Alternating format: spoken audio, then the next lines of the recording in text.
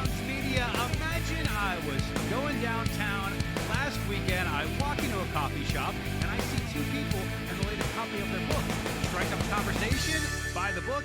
Now we're going to talk to them and meet them together. We got Caleb Miller and Merrik Bronzini on the phone. They are the author and illustrator of the new kids' book, To House a Mouse. Thank you for calling in, guys. Yeah, thanks for having us. Tell us how this project got started. So that's actually a fun little story. Merrik will like this one too. So back in 2022, I think it was October is when I started it, I wrote the book down as just a poem. I kind of put it down and was like, oh, okay, this is cool. I like this.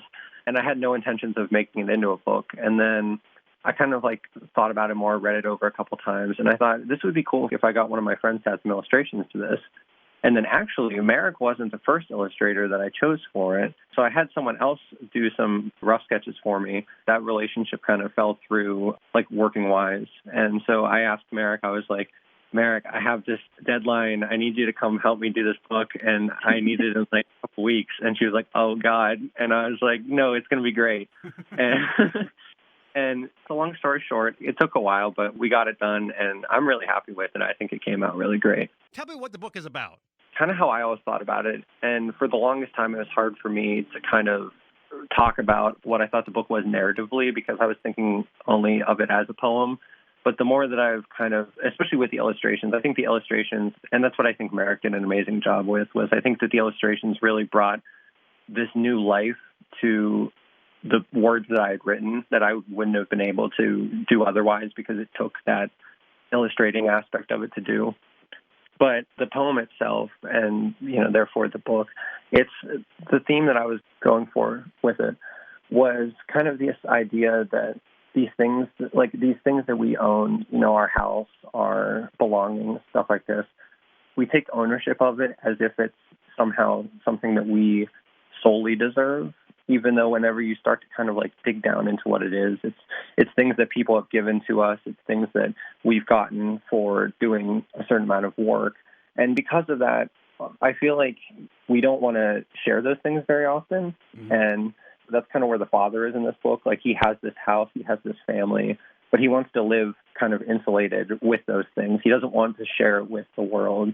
So when this mouse comes into his house needing kind of support, he needs food, he needs shelter, the father doesn't want to help him, even though the house that the father lives in isn't really his. It's not like he made the house himself, but he gained ownership of it. And then he, from that, now selfishly kind of holds on to it. But so what happens in the book is the mouse, he lives in this other place, he lives in nature.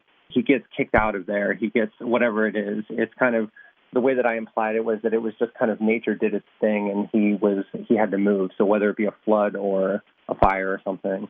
And then he finds himself in the house and the father eventually discovers him because he notices food being taken. He notices little footprints and stuff like that. And then the father's whole goal throughout the book is to get this mouse out of the house. But then at the end, it's just the mouse kind of will shrink back into the walls and just not make a ruckus, and that's how he's going to live the rest of his life. It's a bit, I guess, bittersweet in that, because he does get what he wanted, but he also doesn't get the love from it. And Merrik, when you were first approached for this project, what were your thoughts on it? So I was taken back because, I only had a couple weeks to do this. It was just thrown at me. I was minding my business one day, and here's the text from Caleb. I'm like, oh, I haven't talked to him in a while. What does he want? And he's like, oh, can you illustrate a book for me? And you only have 2 months to do this. So I was like, I can try.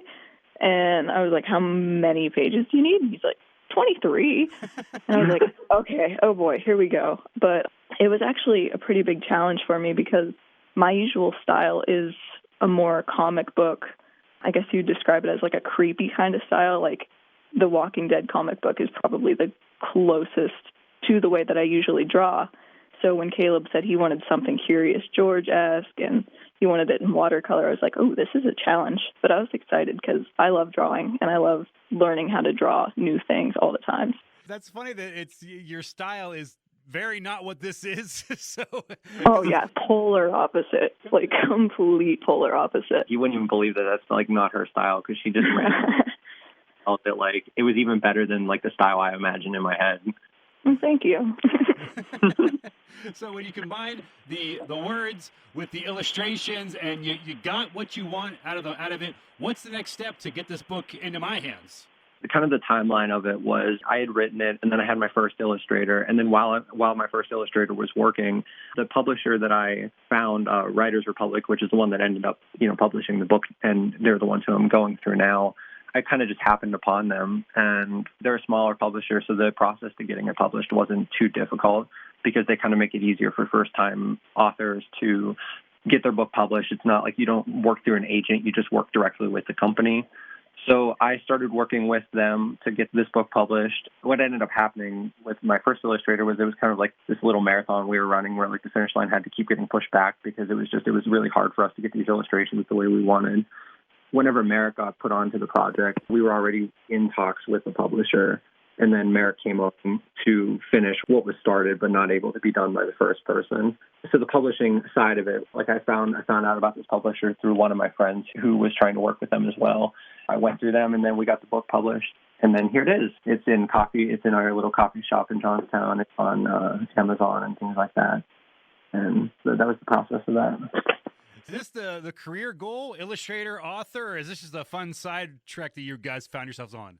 As of now, it's the fun side trek, but I hope that with this one and then with the future ones that we're kind of planning on, that it can turn into the career. Like whether it stay just being an author or it be like other sorts of writing, because I love writing books like this. I love doing movies, theater, stuff like that. So whatever it ends up being, I kind of see this book as the stepping stone into those things, hopefully.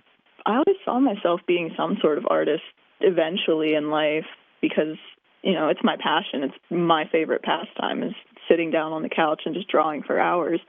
But I never really thought that I'd get the opportunity to become an illustrator because I didn't know where to start, who to reach out to, and it kind of just fell into my hands. So now I'm like, hold on, this might be my career path now. This has potential. Because originally I wanted to be a tattoo artist, and I'm still considering it. But there's so much that goes into that, too, that it's a little overwhelming to think about sometimes. So I'm just kind of floating through life trying to figure it out. And, I think it'd be really cool to be an illustrator. And if Caleb does another book, that'd be great. It's already at the top of the priority list for illustrators for the next one. See, you mentioned working on other projects together. So do we know what the next thing is, or are we still kind of noodling on that? So the next one now, it's called The Tired Moon. It's also a children's book. It follows a similar sort of narrative, but with a different approach to characters. It hints a little at some Greek mythology aspects, but without trying to spoil that book too much before it were to come out. I'm trying to find a bigger publisher for it because Writers Republic was great to work with. I mean, they did everything that they said they were going to. We had a really good relationship communication-wise for the large aspect of it. There were little small things here and there, but I mean, that's just to be expected. So the hope from here is to find a bigger publisher to latch onto the second project and maybe even hopefully re-release To House of Mouse through that publisher, if that were to be a possibility, just to get it more attention that like a smaller publisher like the one that we're currently working with isn't able to get just because of the reach that they're capable of achieving because of being smaller. But yeah, it is done. The writing side of it's done. The illustrating side, we've started talking about like now recently with working with To House of Mouse. We're now trying to talk about like what we want to do illustrating wise with it and, different art styles to try. I kind of like the idea of each book has a different look to it. I'm not the illustrator though, so like I feel like I'm asking a lot of Merrik where it's like, let's try different styles each one. Honestly, I like the challenge though. So if people want to get a copy of this book, how can they do that? So it's currently available on almost every online distributor you could really think of. It's on Barnes & Noble, and then it's on Thrift Books, it's on Amazon, Walmart's website it has, and then it's on the publisher's website too, Writers Republic. There's probably other spots I don't know about, but those are all the major ones. I did a Google before the interview, and there's quite a few places you can pick up this book. I know. It was actually, I looked it up one time just to like see who all had it, and there was like a German website, and I was like, oh, that's pretty neat. I was shocked when I saw it in Walmart. Yeah, that took me back. Wait till you see it in a German Walmart. Yeah, really. It's actually now the bestseller in Germany, and they're just not telling me about it. Exactly. Well, guys, is there any way people can find out more about you guys? Do you have a public Facebook, Instagram, TikTok, anything like that? Yeah. So for my book, I have, and then for like future projects, I have a Facebook and an Instagram, and it's called Cuppa Ink Books. So you can find me there on Facebook and Instagram, and it's the same name both places. And I just post updates about the book, and then with future projects, I'll post about it there. I have an account on Instagram dedicated to my art. It's Merrick, Merrick, art_S, and that's where you can find me. That's my main handle. I'm going to keep in touch with you guys because it looks like you got a lot of cool things going on in the future. And thank you for taking the time today to chat with me. Thank you. Oh, thank you. If you have a charity, upcoming event, or 501c3, and you want to be featured on an upcoming episode, you can email me at rbeckett@sevenmountainsmedia.com, RBECKETT @7mountainsmedia.com.